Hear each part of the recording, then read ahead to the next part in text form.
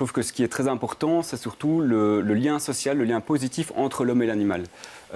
Pour un bien-être, que ce soit pour l'animal, mais aussi pour l'être humain. Et donc là, je pense qu'il y a vraiment des moyens de développer plus de projets, plus d'actions. Quoi, par exemple? Mais de manière très simple, ici c'est peut-être un peu plus au niveau local, mais ça peut être porté aussi au niveau régional, c'est d'intégrer des animaux de compagnie au niveau des maisons de retraite, pour que les personnes âgées puissent avoir une présence d'un animal, puissent s'en occuper. On va travailler de cette manière tout ce qui est le moteur, la praxie. On va aussi travailler tout ce qui est affectif ou tout ce qui est la mémoire. Donc la personne âgée doit se souvenir qu'il faut nourrir les animaux le soir ou le week-end. Et donc ça permet d'avoir des résultats très positifs. Et il y a beaucoup de scientifiques qui ont fait des études là-dessus maintenant, depuis les années 70 environ, et qui portent ce projet de manière assez convaincante. Donc ce genre de projet pourrait être parmi les premiers textes que vous pourriez déposer, je suppose, avec le soutien de votre collègue de Dire Animal. J'espère bien. Alors, l'environnement aussi, je suppose, va vous intéresser. Et à Bruxelles, on va beaucoup en parler aussi dans les mois à venir, notamment sur l'isolation des bâtiments. C'est une priorité, ça? C'est une priorité. Alors, pour moi, l'environnement, c'est une question fondamentale et ce n'est pas une politique qui doit être séparée des autres. C'est vraiment une politique qui doit être transversale à toutes les politiques.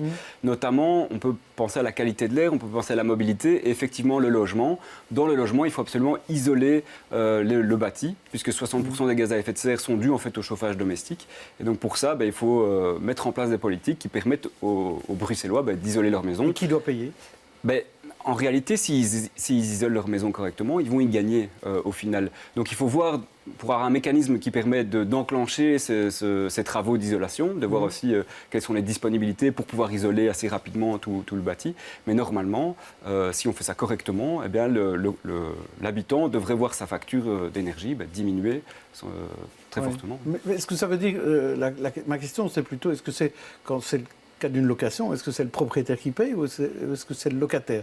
Parce que c'est finalement le locataire qui va bénéficier de l'économie d'énergie et le propriétaire qui peut bénéficier d'un meilleur rendement de son bien. Donc qui doit payer l'investissement? C'est les services publics? C'est qui?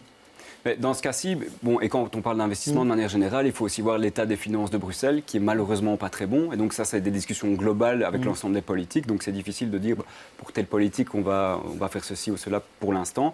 Par contre, au niveau du propriétaire et du locataire, je pense que le propriétaire doit faire les investissements puisque le bien lui appartient, mais qui peut éventuellement ensuite augmenter les loyers, puisque le locataire va y gagner en diminuant sa facture globale. Donc ce sera du gagnant-gagnant.